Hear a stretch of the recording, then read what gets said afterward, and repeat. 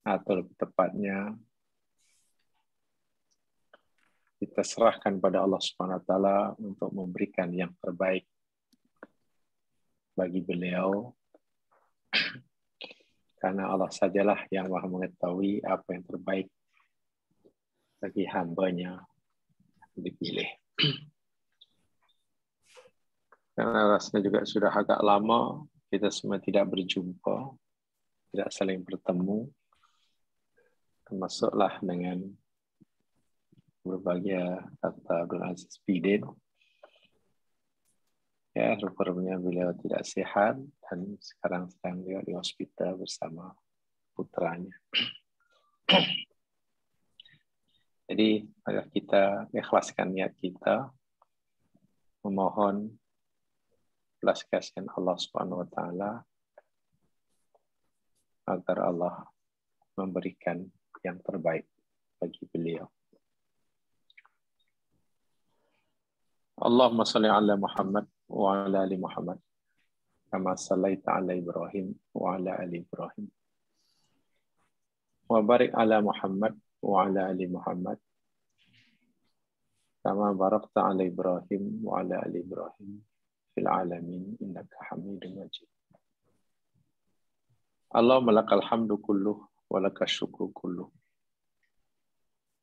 wa ilaika yurja'ul amru kulluh ala niyatu wa sirruh. Allahumma inna nas'aluka bi anna lakal hamdu la ilaha illa antal mannan badi'us samawati wal ard ya dzal jalali wal ikram ya hayyu ya qayyum ya hayyu ya qayyum ya hayyu ya qayyum la ilaha illa anta ya dzal jalali wal ikram bi rahmatika nastaghith la taqilna ila anfusina tarfata ain. Allahumma inna nas'aluka bi asma'ikal husna wa sifatikal ula wa bi rahmatika allati wasi'at kulla syai' antamunna ala abdikal hakir ila rahmatik Abdul Aziz Bidin bishifa ila ajil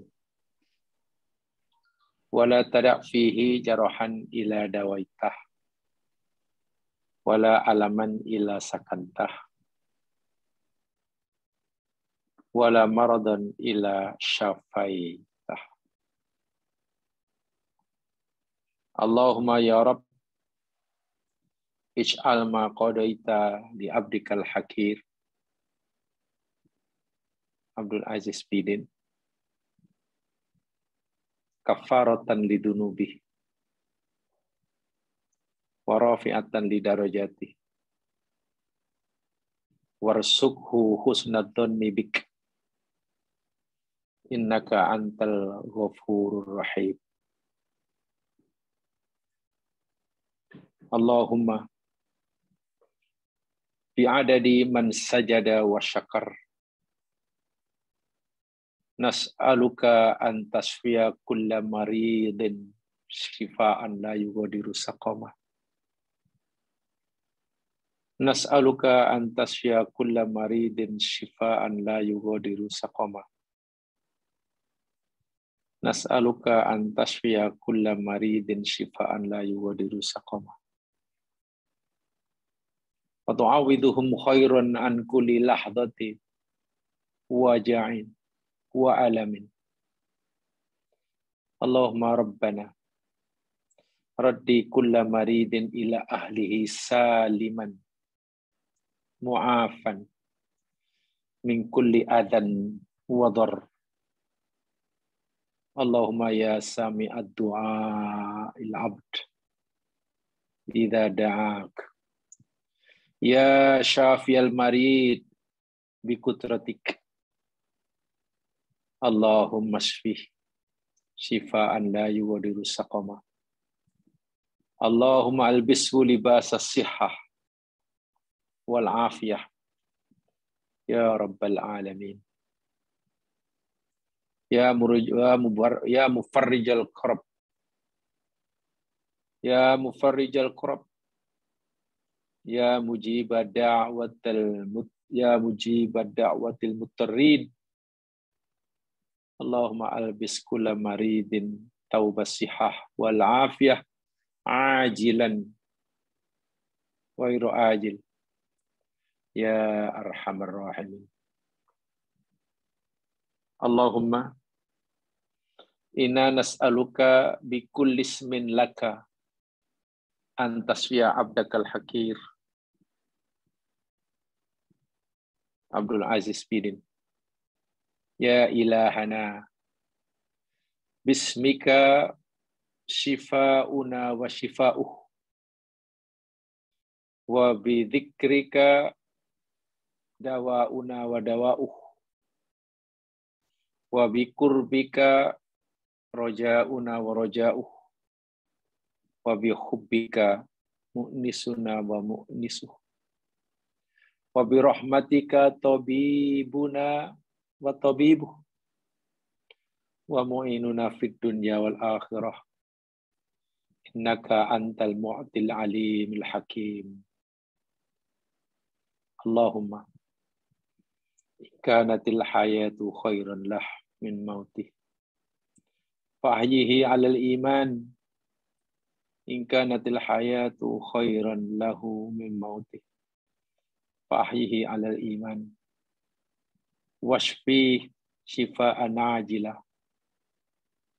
la yughadiru saqama wa in kanatil mautu khairan lahu min hayatih amithu alal islam warzuqhu husnal khatimah warzuqhu husnal khatimah warzuqhu husnal khatimah. Allahumma ij'alil hayata lana wa lahu ziyadatan min kulli khair waj'al mauta lana wa lahu rahatan min kulli syarr. Rabbana atina fid dunya hasanah wa fil akhirati hasanah wa qina adzaban nar. Tawaffana mal abrar ya aziz ya ghaffar ya badi as-samawati wal ard. Allahumma hadha ad-du'a wa minkal istijabah. Istajib du'aana ya mujibad da'awat. Allahumma hadha ad-du'a wa minkal istijabah. Istajib du'aana ya mujibad da'awat. Allahumma istajib du'aana. Allahumma istajib du'aana. Wa la taruddana khaibin. Wa la taj'alna bidu'aika minal ashqiya inna di minal khasirin. Birahmatika ya arhamar rahimin. Sallallahu ala Muhammad wa ala alihi wa ashabihi wa asba'i ila yaumiddin. Alhamdulillahi rabbil alamin. Aqabballahu minkum.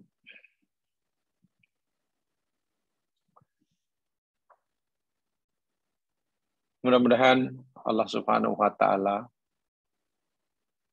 mengabulkan permohonan kita. Walaupun jika sekiranya Allah tidak mengabulkan doa yang keluar daripada mulut saya yakin dan percaya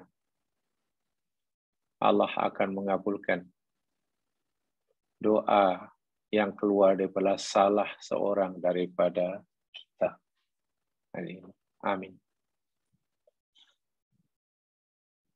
Muslimin, muslimat, mukminin, mukminat, jamaah Tafaqquh Fiddin yang dirahmati Allah sekalian. Alhamdulillah kita dapat bersua semula bagi meneruskan tazkirah mingguan kita. Dan kita akan bicarakan tajuk baru. Tajuk baru ini sebetulnya masih punya kaitan yang erat sekali dengan tafsir surah Al-Ma'un yang telah kita pelajari sama pada siri-siri yang lepas. Nah, saya ulangi, tajuk baru ini sebenarnya masih merupakan kaitan dengan tafsir surah Al-Ma'un, di mana kesimpulan penting daripada surah Al-Ma'un ialah seseorang mukmin muslim yang sejati, yang sebenar-benarnya. Jadi seseorang mukmin yang hebat hubungannya dengan Allah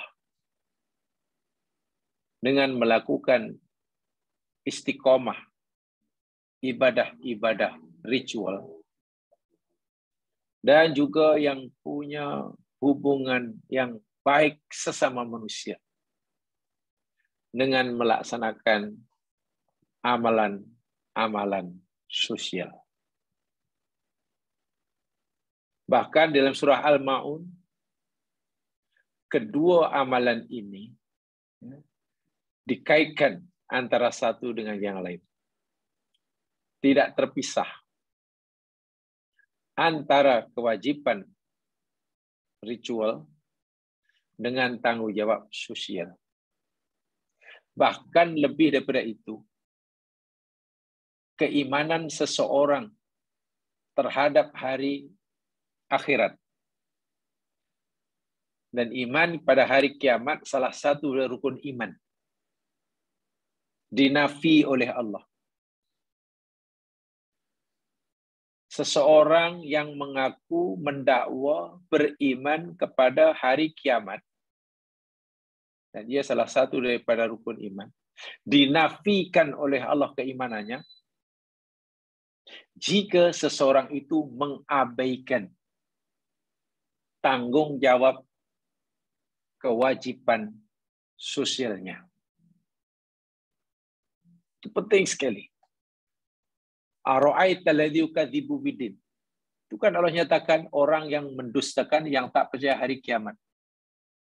Lalu Allah beritahu, kalau kamu nak tahu orang yang mendustakan hari kiamat, walaupun dia mengaku beriman, tapi Allah tak mau menerima keimanannya, orang yang menghardik anak yatim, orang yang tidak peduli akan nasib orang-orang miskin.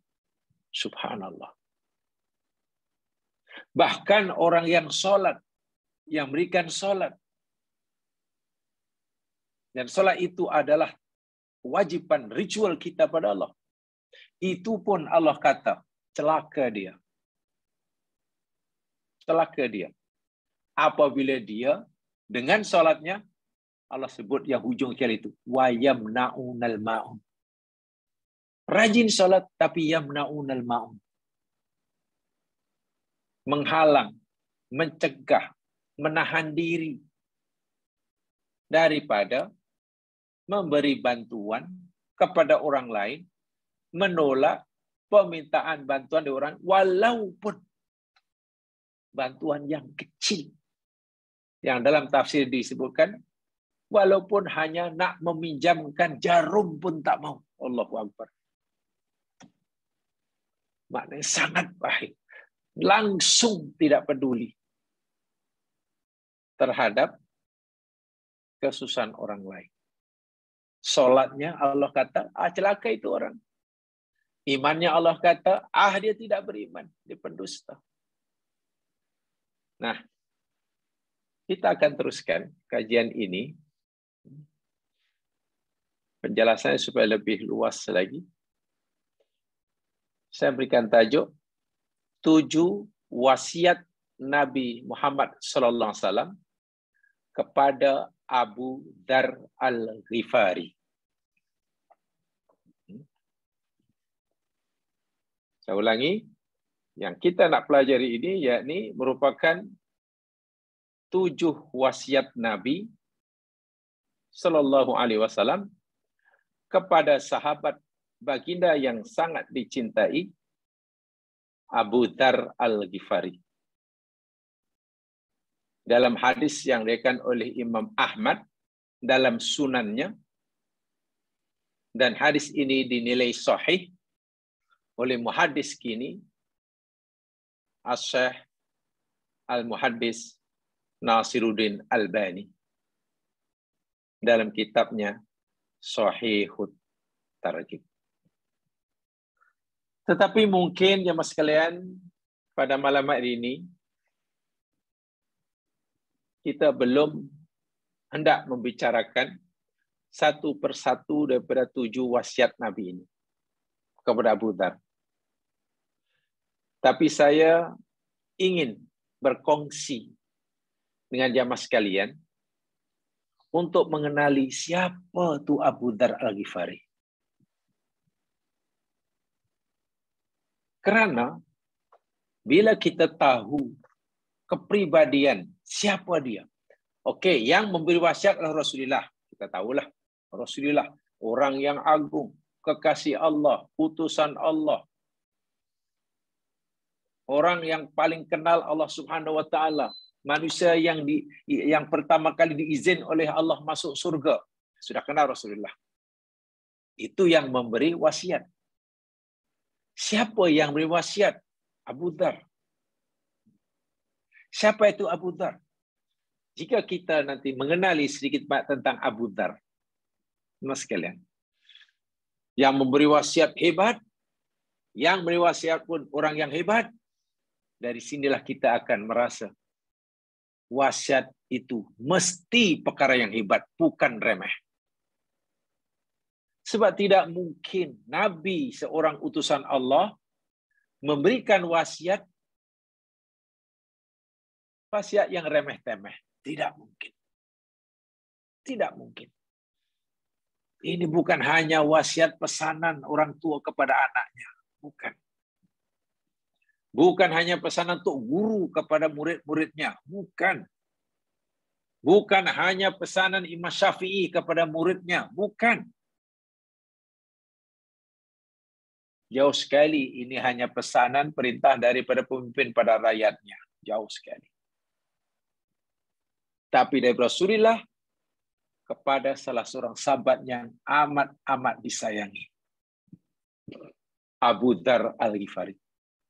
Sebab itu, saya ingin cerita dari segi sejarah dahulu. Tentang sirah dahulu. Ya, ini sirah. Saya tidak sempat mencantumkan itu karena kayaknya sirah jadi agak panjang, saya kutipkan saja. Untuk pengenalan. Jamaah sekalian, secara ringkas, Abu Dzar Al-Ghifari, itu nama sebenarnya yakni Jundab. Jundab bin Janadah. Jundab bin Janadah. Ia daripada suku kaum Ghifar. Sebab itu namanya Al-Ghifari. Satu tempat, satu perkampungan yang ada di antara Makkah dan Syam. Jadi orang-orang Quraisy apabila hendak berniaga, dahulu pergi ke negeri Syam. Syam itu sekarang yakni Asia Barat lah. Ya, Syria, Jordan, Palestin, Lebanon itu dipanggil Syam dahulu. Pasti melalui kampung Bani Ghifar ini. Pasti. Tidak boleh karena tidak ada jalan lain. Jalan. Ialah sahabat Nabi, termasuk as-sabiqunal awwalun. Bahkan banyak riwayat imam ahli sunnah wal jamaah wa imam golongan Syiah meyakini Abu Dzar Al-Ghifari ini adalah orang kelima pertama memeluk agama Islam. 1, 2, 3, 4, 5. Ahli sunnah berpendapat, Syiah pun berpendapat, Abu Dzar Al-Ghifari ini adalah orang kelima daripada 5 orang pertama memeluk agama Islam. Bermakna termasuk as-sabiqunal awwalun. Itu statusnya dari si Islam. Sangat awal. Jauh lebih awal daripada Umar bin Khattab. Jauh lebih awal daripada Urwah. Jauh lebih awal daripada sahabat-sahabat. Dia 5 orang pertama. Subhanallah. Dan ia menzahirkan, menyatakan keislamannya di Makkah sebelum hijrah Nabi Sallallahu Alaihi Wasallam ke Madinah. Yang menarik, kisah Abu Dzar Al-Ghifari, beliau ini sebelum memeluk agama Islam di kampung halamannya namanya Ghifani Bani Ghifani, yakni kampung yang pasti dilalui oleh peniaga-peniaga Arab Quraisy bila dia nak berniaga ke Syam. Kerjanya apa dia? Qati'ut tariq. Qati'ut tariq itu kalau dalam bahasa bebas namanya lanun. Dia seorang lanun, perompak. Mana-mana peniaga Arab, sama ada dalam perjalanan nak pergi Syam atau balik dari Syam, tak selamatlah jawabnya. Kecuali yang bernasib baik. Karena Bani Dzar, di situ ada satu kumpulan perompak jalanan. Yang ketuanya, ini dia.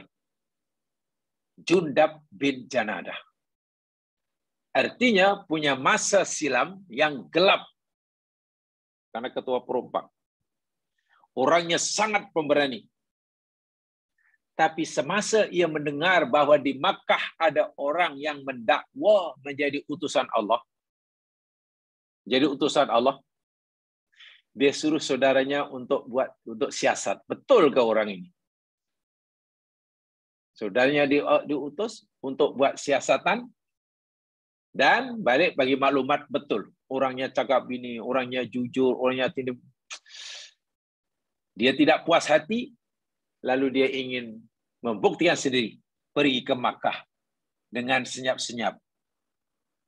Takut diketahui oleh orang Quraisy. Karena dia orang asing. Jadi semacam menyamarlah. Duduk di masjid, tak ada orang indah. Takut ada orang kenal. Orang yang pertama mengenalinya, yakni Ali bin Abi Thalib waktu itu. Ali bin Abi Thalib. Ya, masih dikatakan sangat remaja lah Ali. Diperhatikan ini orang asing. Ini bukan orang Makkah. Tapi kenapa duduk di masjid? Tinggal di masjid. Tak cakap, tak ini. Ringkas kata, Ali lah yang memperkenalkan dia dibawa berjumpa Rasulullah Sallallahu Alaihi Wasallam. Ya. Rasulullah Sallallahu Alaihi Wasallam. Kemudian diringkaskan cerita, dia menyatakan Islam, mengucap 2 kalimat syahadah. Dia sudah berikrar menyatakan keislaman di hadapan Nabi. Lalu Nabi perintahkan Abu Dzar, irji ila qaumika. Baliklah ke kampung halaman kamu, temui kaum kamu. Fa'akhbirhum hatta ya'tiyaka amri. Beritahu kepada kamu akan kerasulan diriku, akan agama yang aku bawa, dakwahkan pada mereka. Kamu sudah Muslim, balik ke kampung halaman, dakwah kepada kaum kamu, dan tak perlulah duduk di sini, di Makkah, sehingga datang arahan aku. Dia baliklah. Dia balik. Tetapi subhanallah, karena Abu Dzar seorang pemberani, maklum ia bekas kepala perompak, penyamun. Apa dia kata? Walladzi nafsi biyadih. Demi Allah yang jiwaku berada di genggaman tangannya. La asruhanna biha baina zuhranaihim. Demi Allah, sungguh pasti aku akan ishiharkan dengan kuat-kuat. Aku akan teriakkan dengan kuat-kuat keislamanku ini di hadapan kafir Quraisy. Bahkan Nabi larang lah. Kamu terus balik sajalah. Tak payah kamu beritahu pada orang Quraisy bahwa kamu telah meluk agama Islam. Sudah terus balik saja. Ingat, di Makkah yang orang Islam baru 5 orang dan ini orang kelima. Nabi tahu. Bila nanti menyatakan keislaman di hadapan orang Quraisy, ya pasti kena balun lah. Tapi namanya Abu Dzar, seorang pemberani. Walaupun Nabi suruh balik, dia tidak, ya Rasul.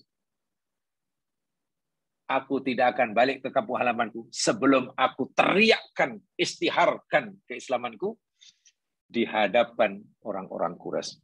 Itu dalam hadis Muslim ya, riwayat dari Ibnu Abbas. Ya, apa lagi? Sebelum balik tinggalkan Makkah, dia pun mengucapkan syahadah di kalangan, di hadapan orang-orang kafir Quraisy. Nabi dah agak dah. Fadarabuhu ila an akhbarahum Abbas bi annahu min qabilati Ghaffar. Akhirnya dipukul, dibalun oleh kafir Quraisy. Teruk kena balun. Hanya karena ia mengisyaratkan Islamnya. Nasib baik Abbas bin Abdul Muttalib, bapa saudara Rasul, yang walaupun masa itu belum memeluk agama Islam, melihat Abu Dzar ini dipukul, disiksa oleh orang Quraisy karena menyatakan Islamnya, Abbas datang menemui kaumnya dan memberitahu pada mereka, "Wahai kaumku, kamu tahu tak siapa orang yang kamu pukul ini? Betul, ia adalah telah menjadi pengikut Muhammad, menjadi orang Muslim. Dan kamu, ya memanglah kamu benci dan kamu pukul dia, tapi kamu tahu tak siapa dia? Dia ini adalah ketua kaum Bani Ghifar. Bahkan ketua perompak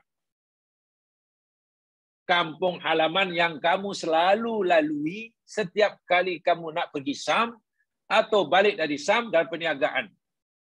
Kalau kamu bantai ini orang, nampak gaya lah mulai hari ini, mulai besok, mulai seterusnya, perjalanan kamu ke negeri Sam, pergi balik perniagaan, tidak akan selamat. Pasti orang yang akan mengerahkan kaumnya, akan merampas harta kamu. Barulah orang Quraisy berhenti. Tidak meneruskan penganiayaannya kepada Abu Dzar. Atas nasihat Abbas bin Abdul Muttalib, yang masa itu beliau belum memeluk agama Islam. Jadi, atas kepentingan perniagaan, janganlah nanti bila kafilah perniagaan Quraisy lalu di kampung Ghifar, dirampas ke hartanya, ya janganlah kamu pukul. Nanti habis kita, dia akan balas dendam. Ini kisah benar. Dan di kampung halamannya, Nabi di Makkah 13 tahun, dia tak jumpa Nabi. Akhirnya Nabi hijrah ke Madinah. Masa Nabi ke Madinah, dia belum juga hijrah ke Madinah. Baru dia hijrah ke Madinah. Selepas Nabi hijrah ke Madinah, itu pun selepas berlaku peperangan Badar, perang Uhud, perang Khandaq. Tengok. Nabi sempat melakukan peperangan dengan orang kafir 3 kali perang. Perang Badar, orang Islam menang. Perang Uhud, orang Islam kalah. Lagi perang Khandaq, orang Islam menang. Barulah Al-Ghifari datang ke Madinah. Jadi agak lambat. Sebab Nabi kata, kamu balik ke kampung halaman kamu, dakwah kepada kaum kamu, sehingga datang perintahku kepada kamu. Cukup patuh dengan arah Nabi. Jadi, hijrah ke Madinah, selepas Nabi hijrah, itu pun agak lama. Karena selepas 3 kali peperangan berlaku, Badar, Uhud, Khandaq, baru dia pergi ke Madinah.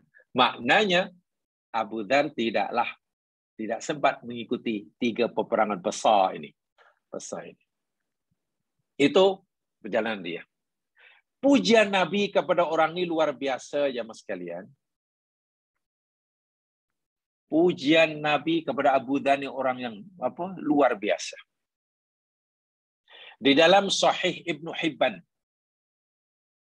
baginda Rasul sallallahu alaihi wasallam pernah bersabda, "Ma tukillul abra wa la tudhillul khadra ala dhi lahjatin asdaqa wa awfa min Abi Dzarrin sabihi Isa bin Maryam." Hadis sahih riwayat Ibnu Hibban. Maksudnya, baginda Nabi sallallahu alaihi wasallam pernah bersabda, tidak ada lagi di muka bumi ini, di bawah langit dunia ini, orang yang lebih jujur, lebih teguh pendiriannya selain Abu Dzar. Artinya, Abu Dzar lah, kata Nabi, orang yang paling jujur, paling teguh pendiriannya, paling kuat berpegang pada keyakinannya yang ada di planet bumi. Bayangkan. Sangat jujur, sangat berani, sangat tegas dengan keyakinannya. Tidak peduli apa kata orang. La yakhafu laumata laim. Kalau ikut Al-Quran. Seseorang yang dalam menegakkan kebenaran yang ia yakini, ia tidak takut akan celaan orang yang mencela. Tak peduli. Dimusuhi orang ke, dikeji orang ke, di pulau orang ke, baginya tak kisah. Apa yang disampaikan itu benar dan ia yakini benar. Dan ia yakini benar. Itu keistimewaan Abu Dzar. Nanti saya tunjukkan contoh-contohnya. Khasnya pada zaman Utsman, nanti begitu ketara nanti. Beliau juga seorang yang sangat zuhud. Sangat zuhud. Sebelum Islam dia ketua perompak. Selepas jadi Muslim, ia seorang yang sangat-sangat zuhud. Ahada nafsahu ala ayahya alaiha ila ayalqallaha ta'ala. Ia telah berjanji ke atas dirinya sendiri bahwa ia akan menjalani kehidupan di dunia ini dengan gaya kehidupan zuhud sehingga ia jumpa Allah Subhanahu wa taala. Zuhud di sini maksudnya bukan miskin ya. Zuhud di sini maknanya bukan orang yang tak punya harta, bukan. Tapi orang yang tidak mau dikuasai oleh hartanya. Dia tidak mau dikuasai oleh hartanya. Sebenarnya ia ingin menguasai hartanya. Dan itu ikrarnya. Sehingga pernah, sebagai contoh kezuhudannya jamaah sekalian. Contoh kezuhudan Abu Dzar ini. Dia pernah berkata, begitu zuhudnya dia, qala fi sahibal. Dia cerita tentang orang yang punya harta. Apa dia kata? Dzud dirhamain yaumal qiyamah asyaddu hisaban min dirham.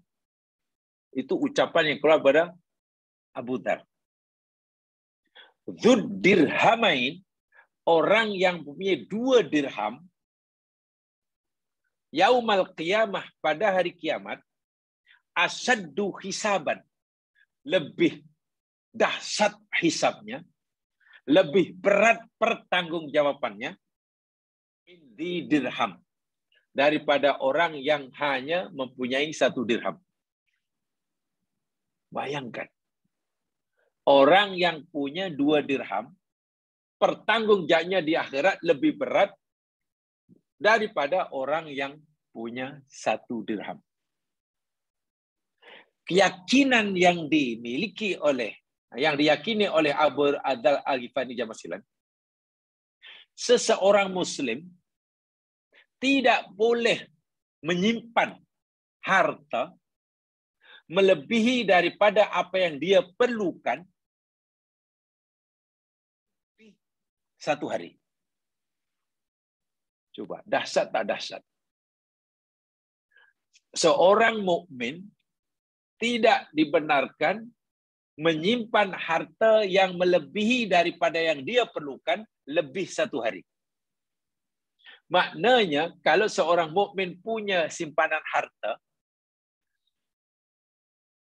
sedangkan harta simpan itu tidak lagi diperlukan saat itu, dan disimpan lebih dari 1 hari, Ibnu Izhar kata, ini orang diancam dengan azab oleh Allah Subhanahu Wa Taala. Bayangkan keyakinan seperti itu. Sahabat lain tidak seperti itu. Umar bin Khattab bahkan berkata, aku tidak kisah jika sekiranya hartaku sebesar emas, hartaku sebanyak emas sebesar gunung Uhud. Umar pernah berkata, diriku tidak kisah jika aku memiliki kekayaan, memiliki emas sebesar gunung Uhud sekalipun. Janji aku telah mengeluarkan hak-haknya. Zakat aku telah keluarkan, sedekah keluarkan. Aku tidak kisah walaupun hartaku sebanyak emas sebesar gunung Uhud. Bagi umat tak ada masalah, punya simpanan. Asal mendapatkannya dengan halal, menginfakkannya dengan halal, dan hak-hak harta telah diberikan. Tapi Abu Dzar tidak. Oh tidak. Orang mukmin tidak boleh punya simpanan harta. Walaupun harta itu diperoleh dengan cara yang halal. Tidak boleh ia simpan melebihi yang dia perlukan lebih 1 hari. Wah, tentulah. Sahabat-sahabatnya, macam mana ni Abu Dzar yakin yang begitu? Beliau berkata begitu di jamaah sekalian, yakni berdasarkan menurut fahaman beliau surah At-Taubah ayat yang ke-34. Itu dalil dia. At-Taubah ayat 34. Coba lihat.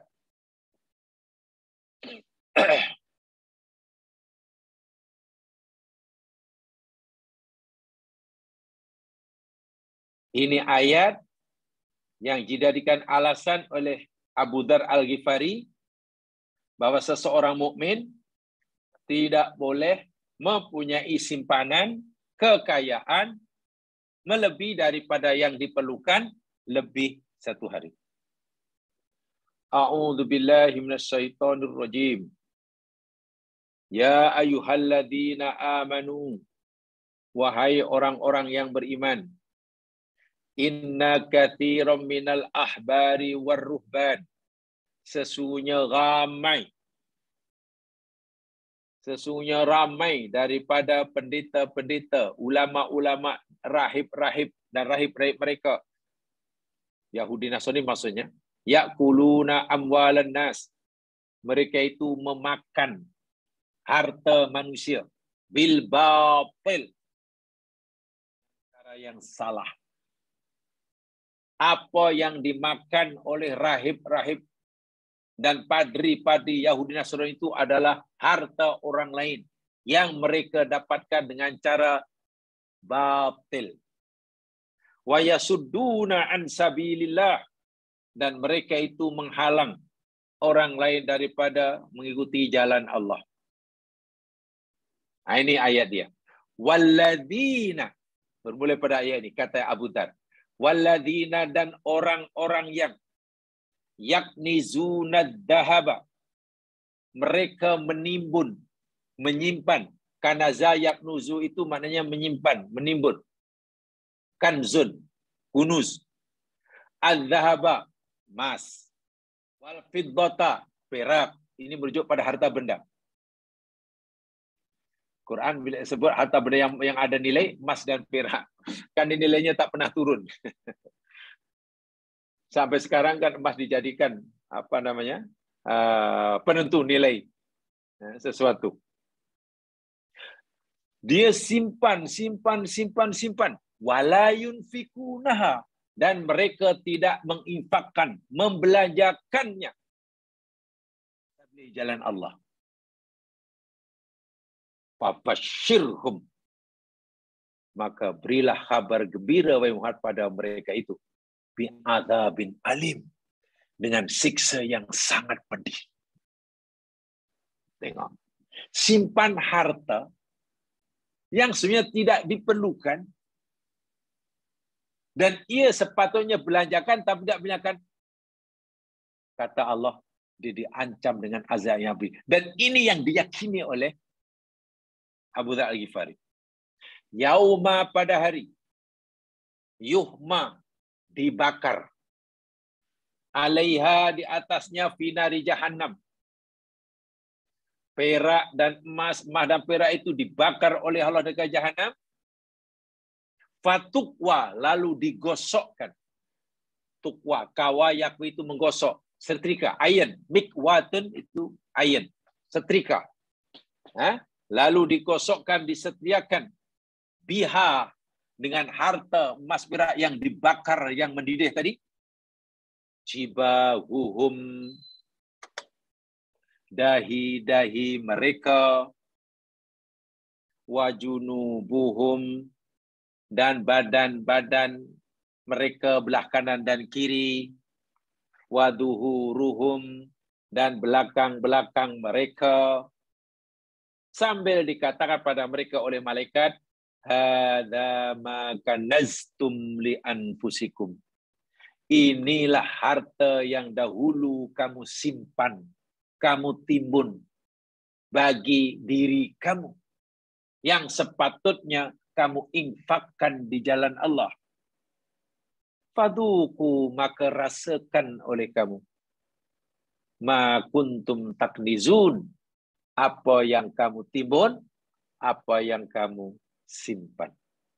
Ayat ini difahami oleh Abu Dzar Al-Ghifari larangan pada orang mukmin menyimpan harta yang tidak diperlukan melebihi 1 hari, diancam dengan azab.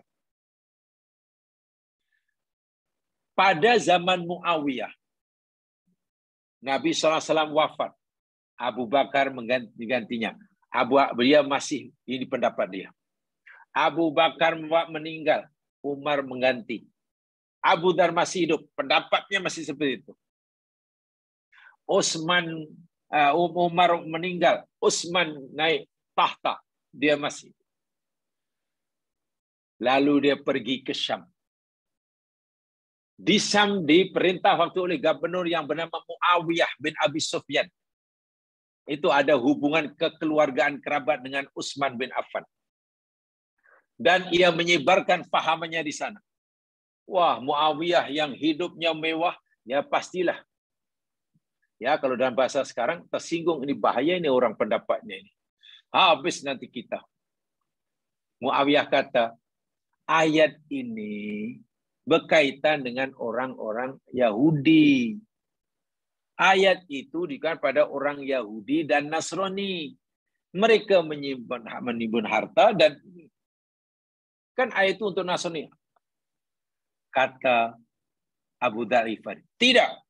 Hadhil ayah lahum walana. Ayat ini bukan hanya buat mereka, tapi hanya juga buat kami. Wah, risaulah Muawiyah. Ini bahaya pendapat orang seperti ini. Muawiyah hantar surat kepada khalifah di Madinah namanya Utsman bin Affan. Ingat ya, Muawiyah dan Abu Bakar dengan Utsman ini ada hubungan kerabat. Macam mana ni? Di tempat kami ada Abu Dzar Al-Ghifari ini. Pendapatnya pada dahulu macam itu. Itu tentu merisaukan masyarakat. Walaupun dia tidak memaksa orang lain untuk begitu pendapatnya, tapi baginya itu, dan dia bertanggung jawab. Karena gaya hidupnya memang dia tidak pernah menyimpan harta melebihi daripada keperluan lebih 1 hari. Ceritanya, Muawiyah bin Abu Sufyan ingin menguji, ingin tes dia lah. Jangan-jangan Abu Dhar ini hanya cakap aja. Jangan-jangan Abu Dhar ini hanya berlagak zuhud saja. Muawiyah ni seorang politikus kan. Jadi ingin tes dia. Suruh pegawai istana antar hadiah dengan sejumlah dinar. Suruh tolong bagi hadiah ini kepada Abu Dhar. Kata ini hadiah daripada Gubernur Syam. Diantar banyak uang dinar. Hari itu diterima. Ya, nama dia diterima lah. Dan pegawai yang istana itu pun balik. Besoknya, katalah hari ini dapat diantar dia, besoknya Muawiyah suruh balik pegawai itu. Kamu pergi jumpa semula Abu Dhar, minta balik hadiah yang kamu berikan semalam. Katakan kepadanya bahwa kita silap memberi. Salah alamat. Sebetulnya bukan dia yang layak, tapi orang lain. Jadi katakanlah sampai minta maaf. Ya. Cakaplah Gubernur minta maaf. Itu Amir minta maaf karena silap orang. Jadi Gubernur minta baliklah hadiah di atas semalam. Pergilah orang itu. Abu Dhar, kami diutus oleh Gubernur, oleh Muawiyah untuk minta balik hadiah yang kami berikan semalam. Karena rupanya silap alamat, silap orang. Abu Dhar tidak marah. Tapi Abu Dhar malah minta maaf. Oh, minta maaf banyak ya. Betul-betul saya minta maaf. Karena hadiah yang awak berikan semalam itu, aku sudah berikan, sudah aku agih-agihkan pada yang memerlukan. Aku hanya mengambil untuk keperluan makan aku malam tadi. Selebihnya sudah habis aku berikan pada orang. Macam mana? Katakan pada Gubernur bahwa hadiah itu sudah aku berikan lagi pada orang lain. Pegawai balik istana, Tuan Gubernur, Tuan Amir, hadiah semalam itu rupanya sudah habis diagihkan oleh. Jadi Abu Dhar tak pernah menyimpan pun satu malam. Dia hanya mengambil sedikit untuk keperluan makan minum malam hari itu. Barulah Muawiyah yakin Abu Dhar bukan hanya cakap, tapi memang keyakinannya dipraktikkan. Orang mukmin tidak boleh simpan kekayaan lebih daripada yang diperlukan melebihi satu hari. Barulah dia yakin. Tapi makin risau lah. Yalah khalifah kan kaya raya, semua menterinya kaya raya. Macam mana ni macam mana? Utus surat pada Utsman, suruhlah macam mana khalifah ini di kantor kami Abu Dhar, boleh tak tolong panggil dia balik ke Madinah. Karena orang ini pendapatnya merisaukan ni, gaya merisaukan dia. Apalagi Utsman pun panggillah ke Madinah. Abu Dhar ni orang yang patuh pada pemimpin. Dia tak melawan pemimpin. Walaupun mungkin pemimpin tidak sehaluan dengannya. Balik ke Madinah. Di Madinah ditanya bla bla bla bla tentang pendapatnya itu. Akhirnya, iya demi Allah, aku yakin itulah yang dimaksudkan oleh Allah ayat ini. Jadi Utsman kata, tapi Abu Dhar, kebanyakan kita tidak pendapat begitu seperti itu. Umar dahulu pun kata tak kisah punya harta sebanyak manapun, asal sudah dikeluarkan haknya, zakatnya. Ya itu Umar berani, tapi aku karena Utsman takut. Ya, pendapat dan pandangan Abu Dhar serta gaya hidup ini akan segi banyak mengganggu lah. Mengganggu orang-orang Madinah. Lalu Utsman meminta, bukan menyuruh, dia meminta. Aku memohon pada Abu Dhar, boleh tak kamu meninggalkan Madinah? Aku tunjukkan tempat yang sesuai bagi kamu. Di sana ada kemudahan, ada air, ada tenang, dan tenang kamu ibadah sana. Karena itu arahan khalifah, dia pergilah. Dalam bahasa kita, kalau bahasa kasarnya lah, dibuang ke Pulau Jerjak. Macam itulah. Diasingkan. Bahasa kasarnya begitu. Tapi sebagai khalifah takkan nak melihatnya. Hanya dia tak maulah nanti masyarakat gelisah. Jadi, dan dia tahu Abu Dhar patuh. Samina wa ta'na. pergi. Hanya satu tempat yang kosong, yang sepi, tapi ada kemudahan, ada air, ada dan bebas nak mengamalkan apa yang diyakini hingga mati. Rasulullah SAW ketika masih hidup pernah memberitahu kepada Abu Dzar Al-Ghifari. Abu Dzar Al-Ghifari, kan Abu Dzar kan orang sangat jujur, sangat berani, istiqomah, berpegang teguh kepada keyakinannya, kebenaran yang diyakini. Lalu Nabi kata, Abu Dzar, karena keberanian kamu mempertahankan kebenaran kamu yakini, nanti bila kamu meninggal, tidak diketahui oleh orang. Nabi beritahu pada Abu Dzar, nanti bila kamu meninggal, tak diketahui oleh orang. Abu Dzar tidak tahu apabila betul. Ketika meninggal rupanya tak diketahui. Karena tidak ada jiran. Dia berada di tempat perasingan. Pembuangan dia, bukan buang negeri ya. Pasal dia bukan penjenayah. Orang sangat konsisten dalam pendapat agama atau Al-Quran dan diamalkannya. Sehingga kezuhudannya luar biasa.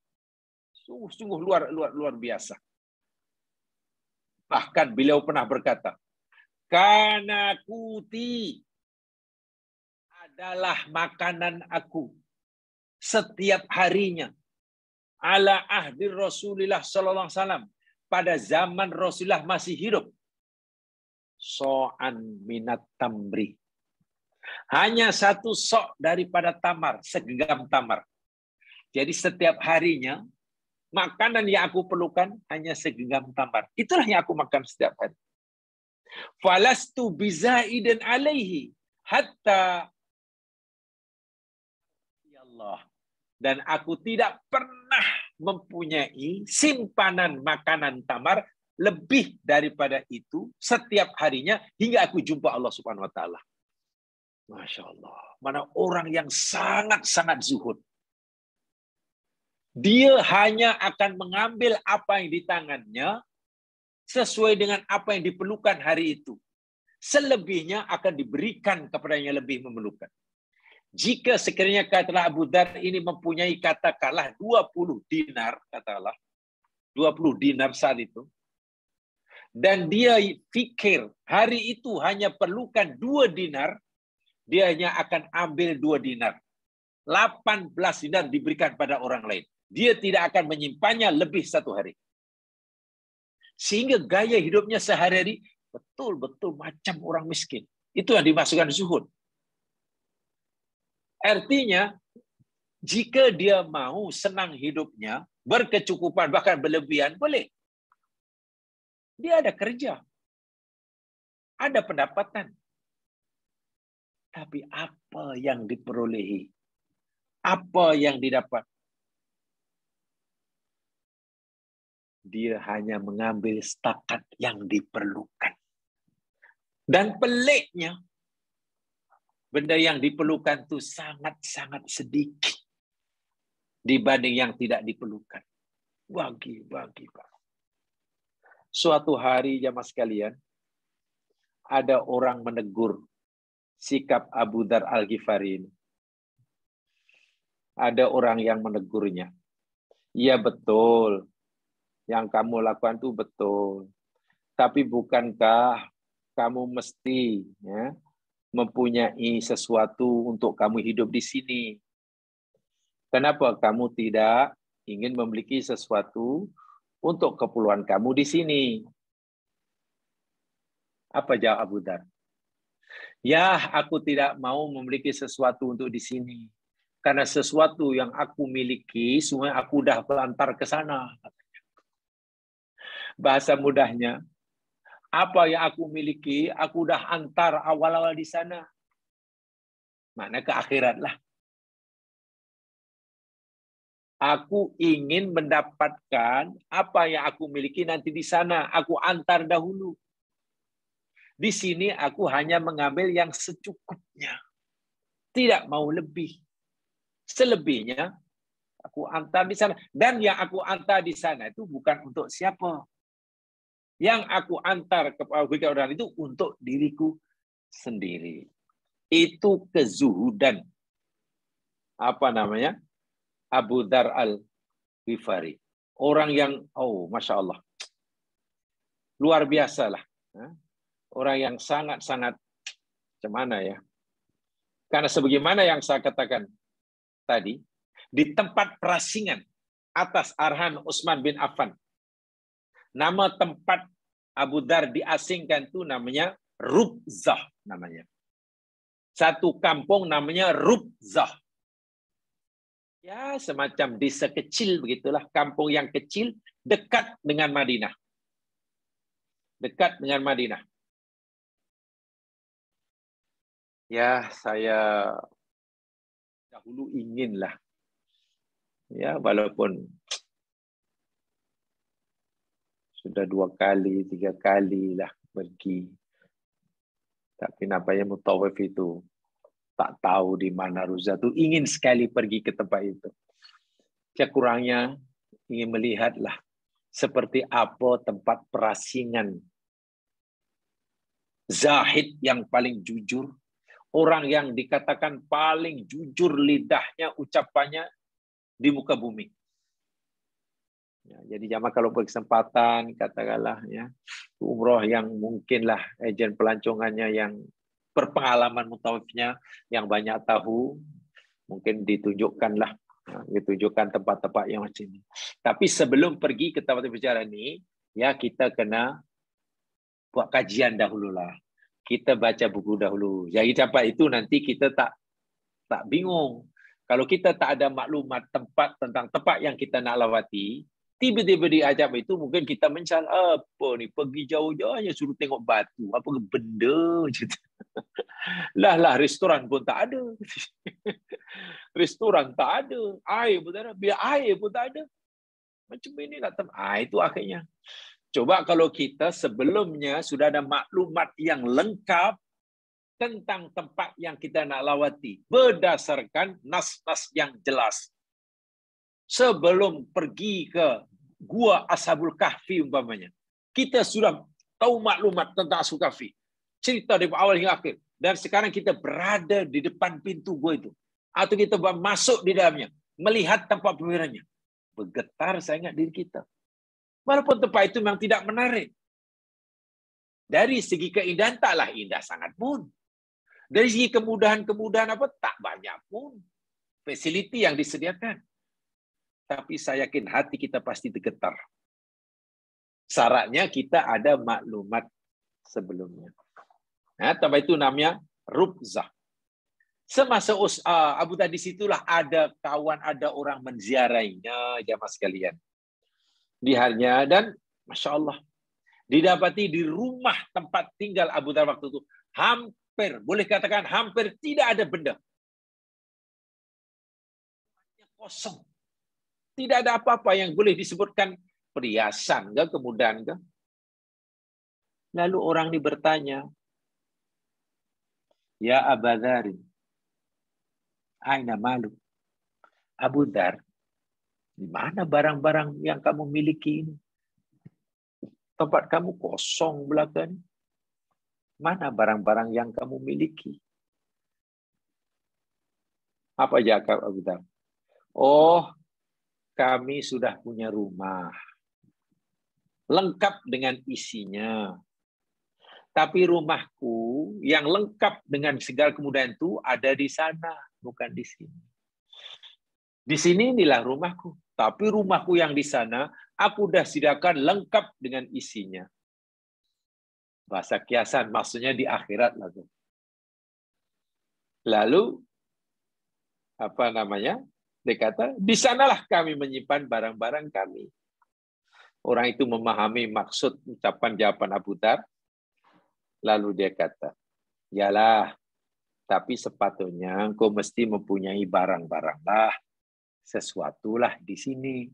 Ya, ada pinggan ke, ada dulang ke, ada apa ke, ada kemudahan, sepatutnya begitu. Apa jawab Abu Dzar? Begini saudara, pemilik tempat ini, maliku hadal makan, pemilik tempat yang aku tinggal di sini nih, tidak menghendaki, tidak menginginkan kami tinggal di sini selama-lamanya. Coba renungkan jawaban dia. Abu Dzar kata, setelah ditanya oleh orang yang, ya tapi sebenarnya kamu kena adalah di sini kemudian ini. Betul, tapi masalahnya pemilik tempat ini tidak mau, tidak ingin, tidak ridho, tidak membenarkan aku tinggal di sini selama-lamanya. Sebab itu aku tidak penuhi barang-barang. Dia hanya izinkan aku di sini sekejap. Sebab itu kosong, tak ada apa-apa. Tapi rumah yang aku bina di sana lengkap. Itu Abu Dzar. Orang yang menerima wasiat Nabi. Yang nanti wasiatnya kita akan pelajari. Itu dari segi kezuhudannya. Dari segi keberaniannya menyatakan kebenaran.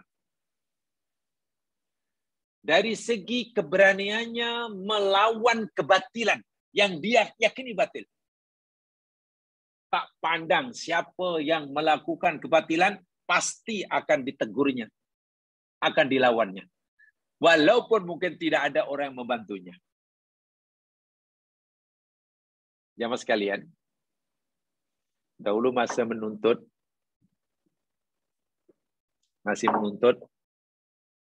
pensarah saya berkata, masa itu belum populer sekali. Ya sudah mulai populer di Indonesia. Tahu tak, Abu Dzar ini, kalau dalam bahasa kita, yakni seseorang yang anti KKN. Saya masih ingat bahasa pensarah saya. Abu Dzar ini, kalau bahasa kita, yakni seorang yang sangat anti KKN. KKN kalau orang bisa panggil, KKN. Rupanya KKN itu K pertama, yakni kolusi. K kedua, korupsi. N-nya nepotisme. Collusion, corruption, nepotisme. Beliau adalah orang yang anti, tidak boleh melihat adanya KKN dalam pemerintahan. Korupsi, kolusi, nepotisme, dan beliau pejuang tulen tentang apa yang hari ini kita istilahkan sebagai istilah apa tuh? Meritokrasi. Dalam bahasa ini dipanggil al-jadarah. Jadarah itu meritokrasi. Ya, bahasa mudah kan meritokrasi, yakni satu sistem pemerintahan, kerajaan, sama ada aristokrat ke atau oligarki ke, yang mana pelantikan pegawai dibuat terhadap individu itu berdasarkan kebolehan, kecerdasan, kelayakan yang dimiliki oleh orang tersebut. Secara mudahnya kan, memang kita tahu, meritokrasi yakni satu sistem sosial yang menyanjung tinggi kedudukan seseorang itu karena kebolehannya. Bukan karena keturunannya, bukan karena kekayaannya, bukan karena adanya hubungan kawan dan kerabat. Orang yang pertama sekali memperjuangkannya, inilah dia. Jadi kalau gunakan bahasa sekarang, Abu Dzar Al-Ghifari, pejuang dan sistem meritokrasi, anti KKN. Kolusi, korupsi, nepotisme. Paling benci. Paling benci. Dan ini pernah, ya mas sekalian, diperlihatkan oleh beliau, begitu marah sekali, beliau, satu di antaranya, sangat terkesan. Ya, ini kepribadian Abu Dzar. Supaya kita tahu kepribadian orang ini sehebat mana, semulia mana, sehebat kedudukannya di sisi Allah, di sisi Nabi. Bila kita sudah tahu nanti makomnya, baru kita akan dapat menilai dan menghargai wasiat yang Nabi berikan. Yang memberikan Rasulullah, orang yang paling dekat dengan Allah, yang menerima rupanya orang yang sangat tinggi makomnya. di sisi Allah. Sehingga pesanan Nabi kepadanya bukan pesanan biasa. Begitulah maksud saya. Bukan wasiat biasa. Segera contohnya Mas Kilan. Abu Dzar Al-Ghifari pernah menolak dengan keras sekali istilah yang dipakai pada zaman pembangunan itu, yakni istilah malullah. Istilah yang ada sebenarnya asalnya yakni malul muslimin. Harta rampasan perang, harta negara itu istilah yang betul kata Abu Dzar Al-Ghifari, malul muslimin, harta orang Islam. Tetapi penguasa pada zamannya ubah pula.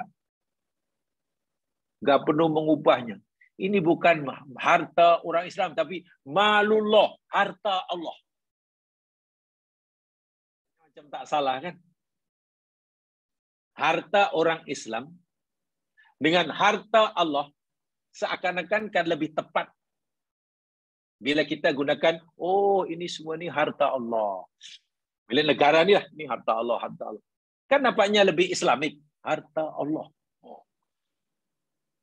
Daripada harta orang Islam. Tetapi, kekayaan negara, kata, bukan. Kita tidak boleh menyebutnya sebagai harta Allah. Kita mesti katakan, dan kita dah sepakati, ini harta orang-orang Muslim.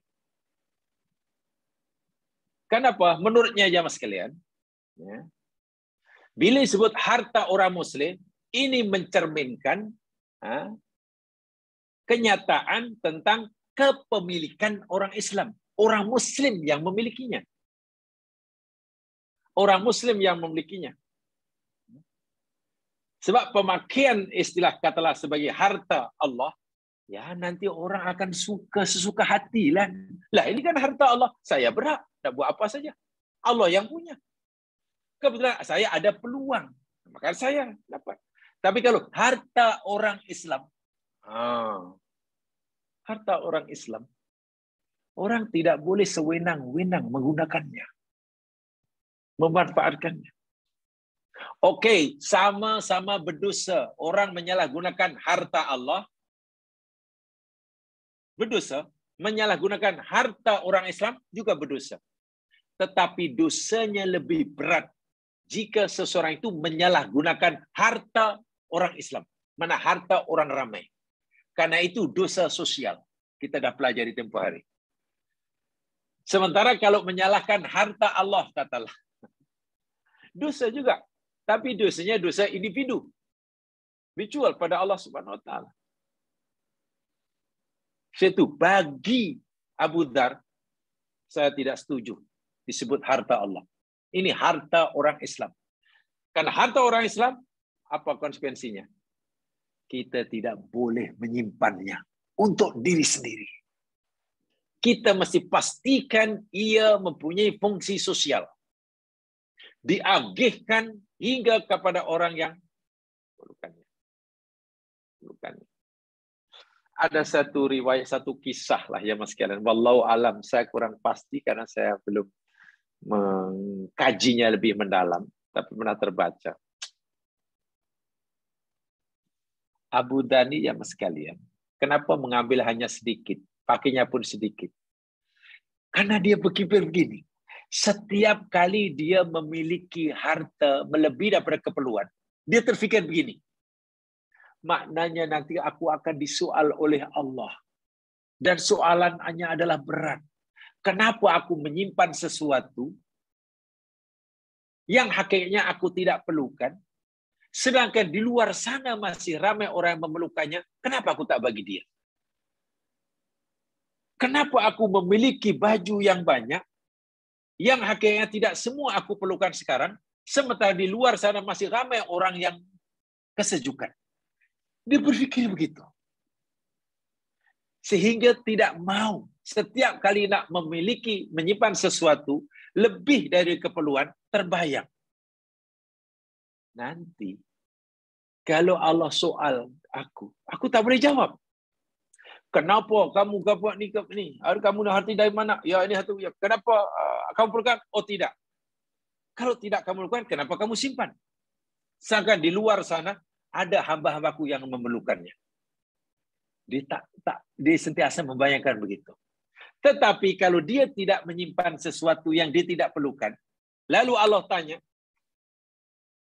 adakah kamu punya harta kamu? Oh, tidak, ya Allah. Oh, kalau tidak, tak apalah. Di luar sana ramai orang memerlukan. Ya, tak apa. Kalau aku tidak punya apa-apa yang kau berikan. Itu yang selalu difikir sepanjang hayatnya, mulai pada melugu asram hingga bertemu Allah Subhanahu Wa Taala. Dan ini dipegang teguh. Hatta jika ada pemimpin, jangankan melakukan, baru hendak mengubah istilah pun dilawan. Saya tidak setuju. Harta orang Islam, malul muslimin, ditukar menjadi malullah. Tidak boleh. Sebab kalau dia malullah, nanti orang akan menyalahgunakan dengan berleluasa. Tapi kalau muslimin, ini harta orang ramai.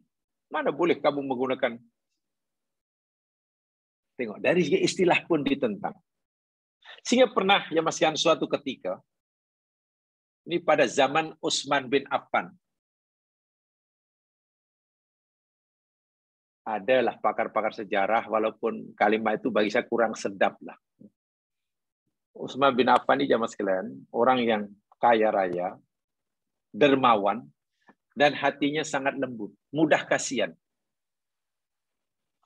Ya, mungkin karena mudah kasihan itulah, sehingga ternampak kepemimpinan kurang tegas.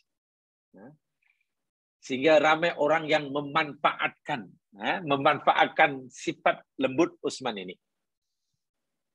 Sehingga banyak orang-orang yang dilantik kejahatan tertentu, orang yang ada hubungan kerabat, hubungan kawan.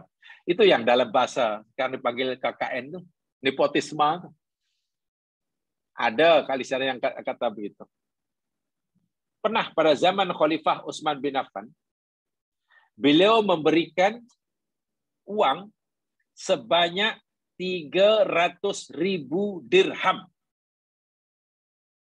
Banyak tuh. 300.000 dirham. Kepada Marwan bin Umayyah, khalifah, nanti akan jadi khalifah. Marwan bin Hakam. Diberi oleh Utsman 300.000 dirham.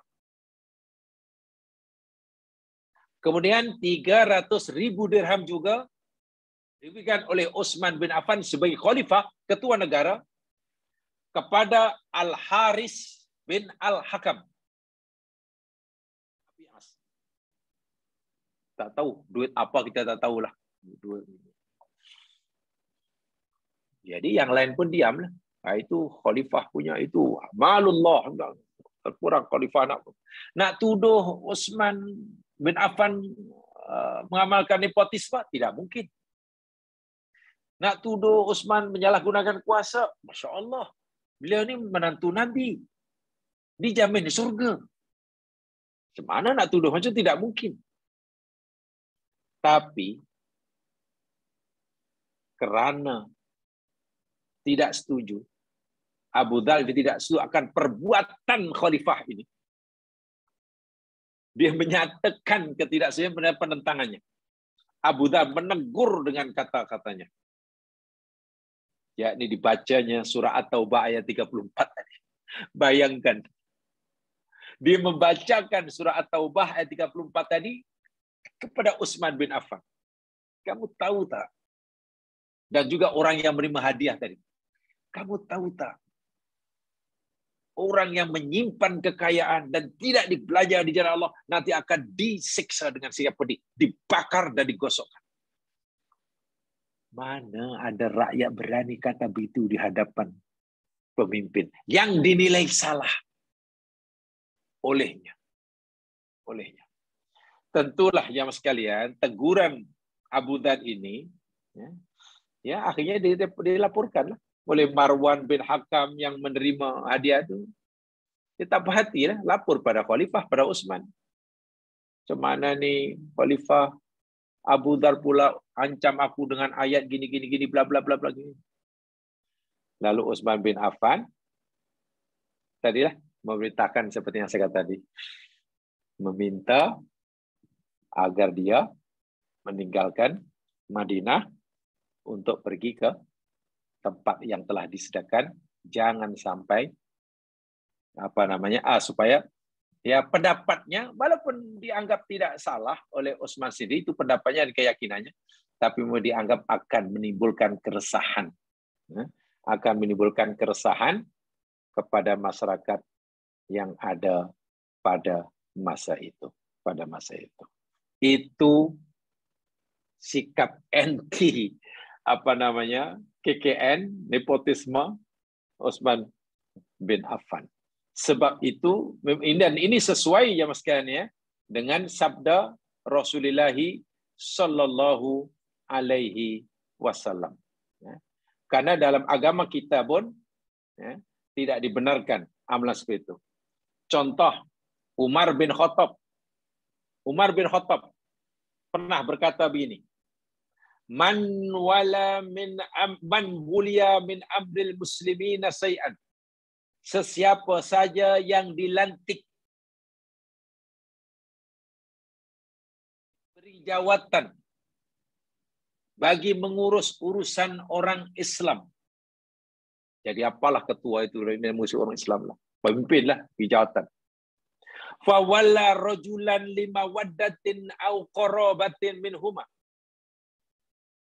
Kemudian orang itu melantik pula seseorang karena kasih, karena hubungan silaturahim, karena hubungan kawan, karena hubungan kerabat.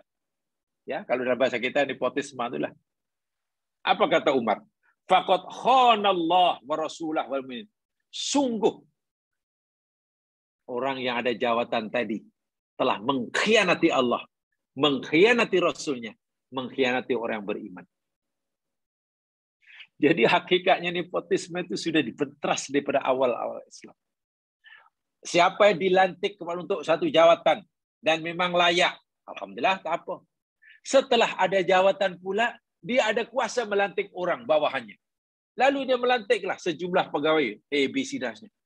Malahnya yang dilantik ini bukan karena kebolehannya, bukan karena kapasitinya, tidak berlangsung, tapi dilantik ya mungkin karena ada hubungan family lah, hubungan itulah. Umar kata, jelas pemimpin seperti ini telah khianat kepada Allah, khianat kepada Rasulullah, dan khianat kepada seluruh orang Islam. Subhanallah. Wa'iyadzubillah. Tapi kan contoh hari ini. Saya itu kadang saya berpikir ya Mas, kalau kita baca sejarah ini kita pikir, kalaulah orang-orang seperti Umar bin Khattab masih hidup, Abu Dhar Ghifari masih hidup, macam mana agaknya ya? Kalaulah masih hidup. Apalagi sekarang kan kepemimpinan jadi rebutan. Kepemimpinan itu jadi rebutan. Bahkan Rasulullah SAW pernah berkata, kata Abdurrahman bin Samarah dalam hadis Abu Daud. Nabi kata, ya Abdurrahman, wahai Abdurrahman, la tas'alil imarah.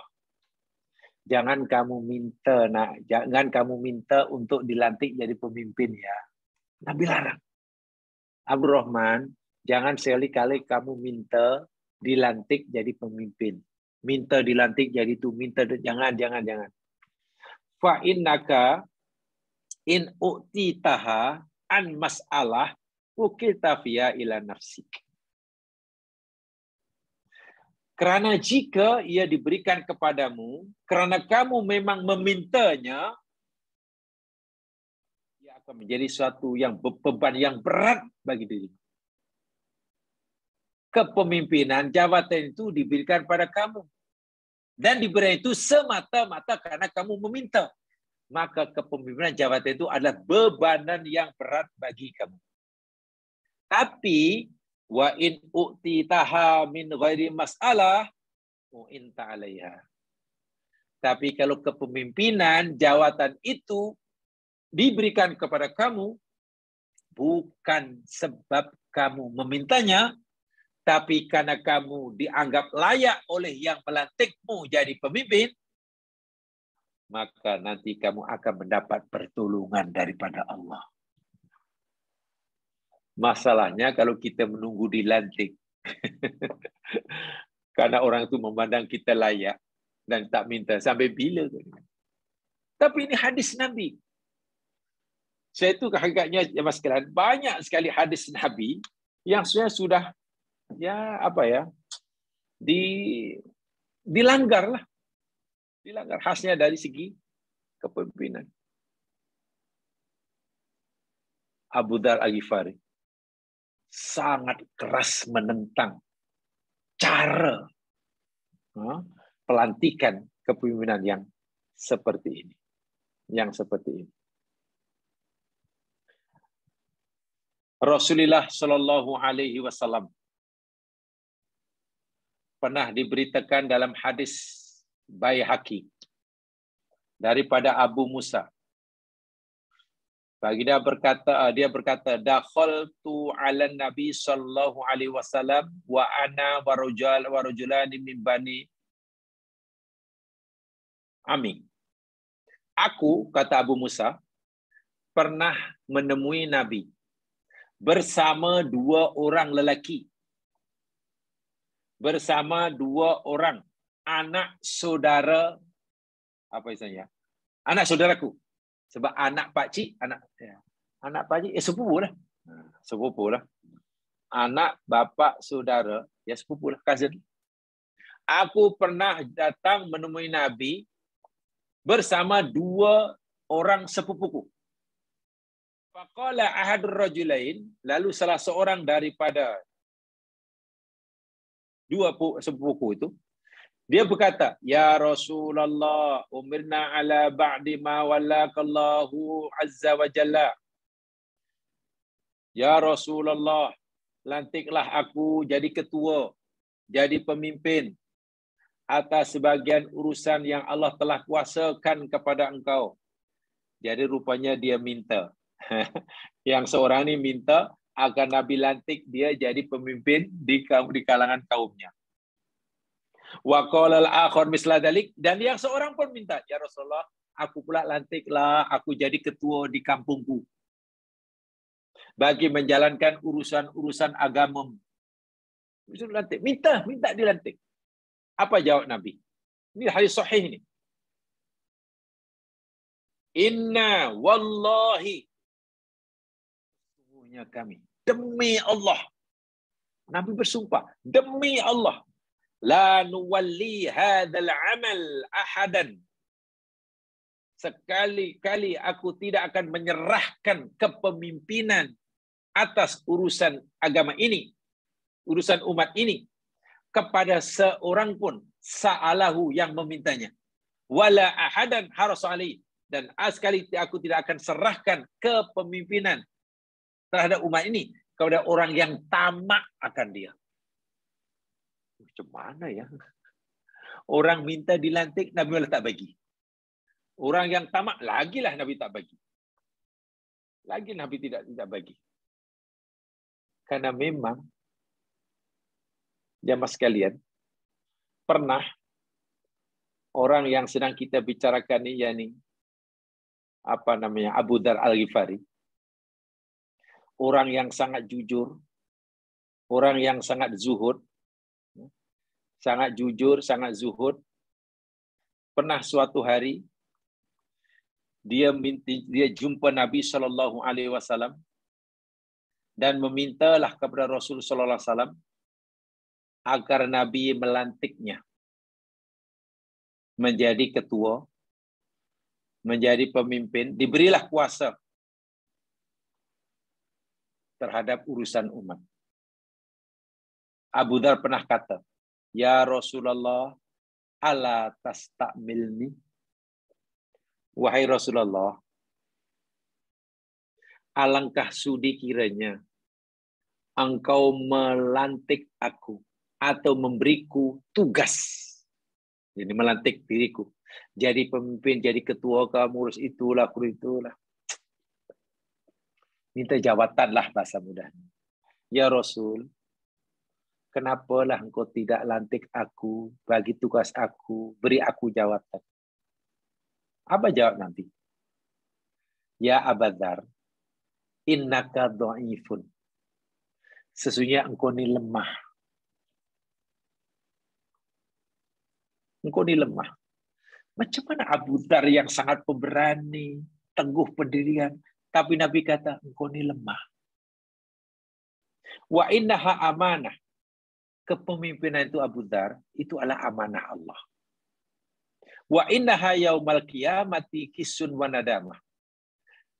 Dan kepemimpinan di dunia itu, di akhirat nanti, boleh jadi akan menjadi puncak kehinaan dan penyesalan bagi dirimu.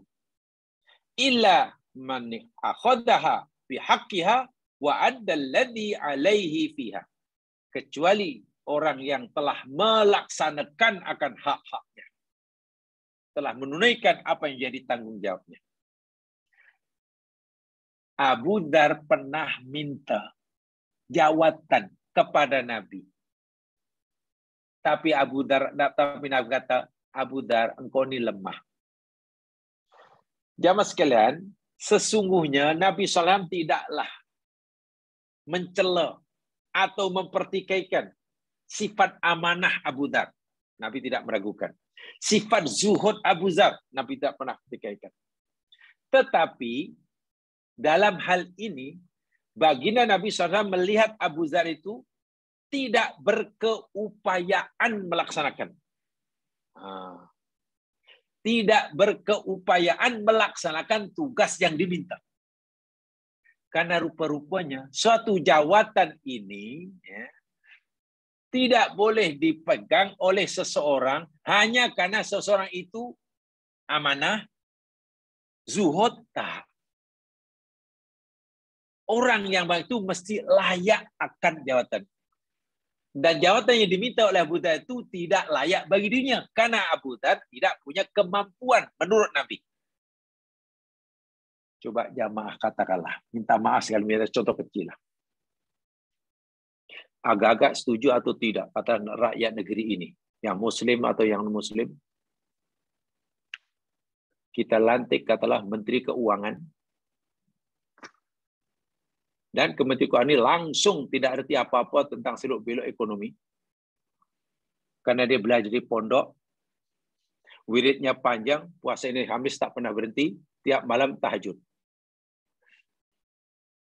Kita lantik jadi Menteri Keuangan. Dengan alasan, ini orang takut dosa. Hancurlah negara. Hancur. Kita serahkan suatu tugasan kepada orang yang tak mampu dalam bidang itu. Bahwa ia seorang yang amanah, takut dosa, kuat ibadah, iya. Tapi ada atau tidak kemampuan melaksanakannya. Nah, ini yang Nabi, ambil perhatian itu, ambil kira itu. Bayangkan Abu Dzar yang tidak menguasai tugasan yang diminta itu. Tiba-tiba Nabi serahkan. Ya susahlah. Susah. Sebab itu kalau ikut Al-Quran, senang. Sebagaimana dalam surah Al-Qasas, ayat 26. Jadi nampaknya Abu Dzar tidak menepati syarat ini. Jadi kalau kita mengikuti teori meritokrasi, ya dia belum layak lah. Memenuhi satu syarat, tapi belum lengkap. Karena ikut surah Al-Qasas ayat 26, orang yang layak dilantik jadi pemimpin ini, pemimpin kecil ke atau pemimpin besar, pemimpin masyarakat atau jabatan apa saja, coba perhatikan. Kisah Nabi Musa ketika pergi meninggalkan Mesir ke Madyan, sebelum jumpa Nabi Syuaib, berjumpa dua orang wanita yang hendak memberi minuman kepada kambing piaraannya. Diringkaskan kata, Nabi Musa menolong tulus ikhlas. Ringkas cerita, lalu kedua anak Nabi Syuaib ini menceritakan kisahnya dan disuruh oleh ayah untuk panggil anak muda ini. Anak muda ini dipanggil oleh Nabi Syuaib datang ke rumahnya. Dan anak muda ini namanya Musa. Setelah berdialog dengan Nabi Syuaib, tiba-tiba salah seorang anak perempuannya yang ditolong itu berkata, memberikan cadangan. Qalat ihdahuma ya abatistajir.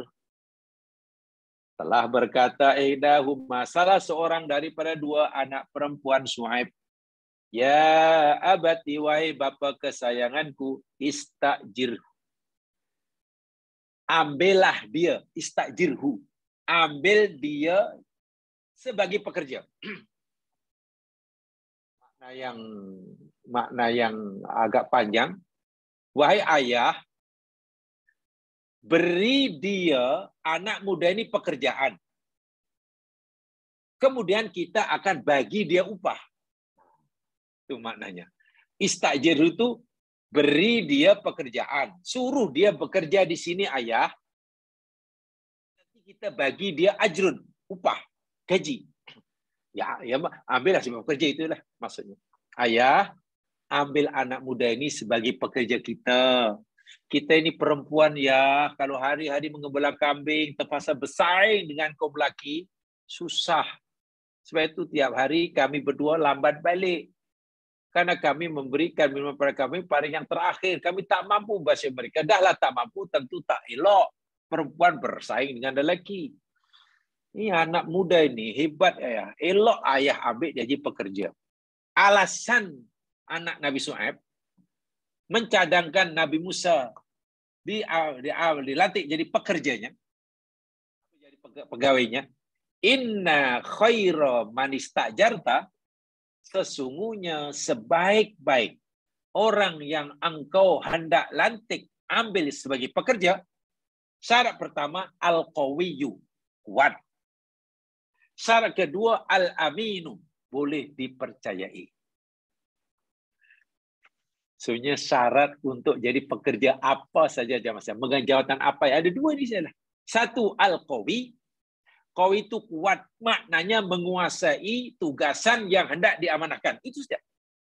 Ya boleh layak, tapi mungkin karena ada degree, ada pelajaran, ada itu bla bla bla. Nah, itu qawi. Qawi, rajin bekerja, itu qawi. Oh ya, memang menguasailah, adalah pengetahuan tentang kerja ini. Dia pun orangnya kuat bekerja. Tapi tak cukup hanya layak. Hanya karena ada ijazah, hanya karena kuat bekerja, belum. Ada syarat yang satu lagi. Al-amin. Amanah. Takut dosa. Yakin bahwa ia akan dipertanggungjawabkan di hadapan Allah. Sehingga integriti dia tidak perlu dipertikaikan. Hanya dua aja. Ambillah pekerja apa. Nah, ambil pembantu rumah pun, kalau kita dapat pembantu rumah ada dua syarat ini, senang kita. Oh, pembantu rumah saya itu, Masya Allah lah. Pramu wisma saya, Alhamdulillah, menepati Al-Quran. Dia kuat bekerja. Dia reti bekerja. Kita serahkan semua beres. Tak payah ajar. Walau di rumah saya itu semua serba otomatik. Semua serba otomatik. Rupanya dia lebih faham daripada saya. Dia memang qawi dan amanah. Saya tinggal cuti 1 bulan. Masya Allah. Tidak ada yang tidak memuaskan. Tak ada barang hilang. Tak ada satu sen pun yang hilang. Pasti majikan seronok. Tapi coba kalau kita punya pembantu rumah, rajin pekerja, pandai pekerja, muas-muas, tapi tidak amanah. Majikan. Atau pembantu rumah, amanah. Amanah sungguh. Wiridnya panjang, takut dosa, tapi tak reti kerja. Cuma mana? Baju mahal, belum dipakai, dibasuh, dikeloroknya. Coba mana? Basuh dikelorok. Obat-obat, karena tak tahu ini obat ke kecap, diletak dekat dengan kecap. Sehingga botol obat dengan pening. Jamaah sekalian, saya yakin jamaah sekalian jadi bos. Coba kalau jamaah punya pekerja, punya staff. Hanya 2 syaratnya, tenang. Cutilah 1 bulan. Company jalan. Tidak ada, tak takut dikorap di tengah jalan. Karena pekerjanya semuanya mengerti, menguasai pekerjaannya, rajin mengerjakan tugasannya, dan amanah. Nampaknya Abu Dzar Al-Ghifari, dia hanya amanahnya lebih, tapi kowi Nabi nilai tak cukup. Sebab itu Nabi kata, jangan Abu Dzar, aku tidak akan lantik kamu. Kamu nampaknya masih lemah. Tapi susah ya hari ini untuk cari orang yang seperti ini. Jawab sekalian yang ada pengalaman jadi bos atau yang masih sekarang jadi bos, susah ya jadi pekerjaan ini. Aku ini sebenarnya saya suka budak ini rajin, tapi nampaknya macam kong kali kong budak ini. Nah, tak boleh tidur. Rajin bekerja, pandai. Bukan hanya 1 degree. Double degree. Belajarnya tak ada di dalam diri semua luar negeri. Bahkan ketika dia masih ingin menyambung pelajaran pun, dah tak ada universiti yang mau menerimanya. Karena dah tak ada profesor yang sanggup mengajarnya. Terlalu pandai. Tapi amanah tak ada, apa halnya? Pening. Amin tak ada, pening. Atau hanya amin tapi kowi tak ada, pun susah. Syarikat rugi. Kenapa? Semua amanah, semua takut dosa. Puasa Isnin Khamis tak tinggal. Tapi tak erti kerja. Bankrupt syarikat. Rajin bekerja, semuanya menguasai. Tapi tak amanah. Bankrupt juga. Tekankan 2 ini saja. Ikuti Al-Quran, kita tegakkan Al-Quran. Nak ambil pekerja daripada paling bawah hingga paling besar. Termasuklah yang paling tinggi, yang paling atas. Kursi nomor 1. Coba kalau punya 2 sifat ini. Tapi siapa agaknya yang layak mendapat Al-Qawiyul Amin? Tenang ya Mas Nan, kita jadi orang pimpin tenang. Dia rajin bekerja, tahu bekerjanya, semuanya betul, dan amanah. Dahulu sebelum kita beri jawatan, macam itu hidup dia. Oh, macam itu rumahnya di situ, kena situ, ini. Kita latih bekerja, kita bagi gaji sekian-sekian. Menjadi bekerja itu selama sekian tahun. Mana kalau selama sekian tahun, maknanya hartanya akan bertambah sekian. Kan kita tahu berapa pendapatan dia. Oh, betul-betul amanah, betul lah. Selepas 1 term, rupanya setakat itu pertambahan kekayaan. Amanah betul. Rajin pekerja. Dapat 1 term. Dulu masuk kerja, rumah macam itu aja. Kenapa itu? Baru 5 tahun, tak 5 tahun. Tiba-tiba dah jadi duduk macam rumah sebesar stadium Shah Alam. Dari mana ada berdua ni? Susah. Inilah ya, bila dan ini kewajipan, tapi itulah kadang sayang sekali, jarang di-highlightkan. Minta maaf sekali, minta maaf, saya bukan mau campur tangan apa-apa ya. Karena saya sudah seperti ini. Coba ada agak-agak sekarang nih yang kita, ialah kita mau tak mau mesti terikut lah, walaupun tidak sengaja mengikuti. Kan sedang panas-panas sekarang sedang campaign di daerah selatan. Agak-agak yang menawarkan 2 ini. Agak-agak lah yang melakukan 2 syaratnya ini. Susah ya Mas sekalian. Susah. Itu selagi dunia kita, di dalam apapun, kita belum punya pemimpin, pemimpin masalah yang paling kecil, hingga paling atas, yang memenuhi 2 syarat ini. Nabi Yusuf dahulu dilantik di Mesir, jadi perdana negara apa? Karena ini juga lah. Zaman Nabi Sulaiman, kan ada jin, namanya Ifrit. Okay? Yang menyanggupi bersedia memindahkan singgasana Bilqis ke, dan mereka dia merasa layak, meyakinkan kepada Nabi Sulaiman dia layak. Apa kelayakan yang diberitakan oleh Ifrit kepada Nabi Sulaiman? Aku ni qawiyun amin Sulaiman, Kamu jangan khawatir, aku qawi. Aku mampu, aku ada kuasa, aku ada kemampuan memindahkan Singgasana Bilqis, dan aku adalah amin. Lihat dalam surah An-Naml. Ya, jin pun mengatakan, aku ni qawi, aku ni amin. Musa layak jadi pekerja, qawi, amin. Yusuf hafizun alim. Jadi kalaulah kita dapat yang seperti jamaah sekalian, Masya Allah. Nah, dari inilah sebenarnya dari awal lagi patutlah Abu Dzar Ghifari orang yang paling gencar, kuat menentang KKN, memperjuangkan ini sistem meritokrasi ini. Bagi jawatan yang layak, bukan karena ada hubungan family, bukan ada karena sentimen pribadi, bukan karena bahkan karena tokoh yang satu ini luar biasa, lengkap dari segi ibadah ritualnya lengkap, dari sosialnya lengkap, dari amanahnya lengkap, dari zuhudnya lengkap. Patutlah Nabi pilih untuk Nabi memberikan 7 wasiat yang sangat penting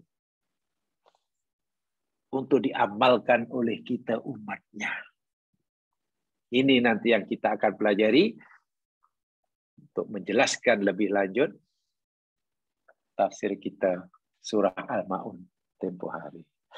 Ya mas sekalian, itu sedikit daripada sirah ya, tentang Abu Dzar Al-Ghifari. Sebenarnya sangat banyak sekali. Orang yang punya background masa silamnya sangat gelap karena ketua perompak, ketua lanun. Tapi Masya Allah, orang ahli sunnah mengakui ketukannya. Syiah pun mengakui ya mas sekalian. Ya, Syiah sangat memuji, menghormati. Satu, yakni Abu Dzar Al-Ghifari. 2, Miqdad. 3, Ammar bin Yasir. Yang keempat, Salman Al-Farisi. Sangat dihormati oleh Syiah tuh. Keislamannya diakui.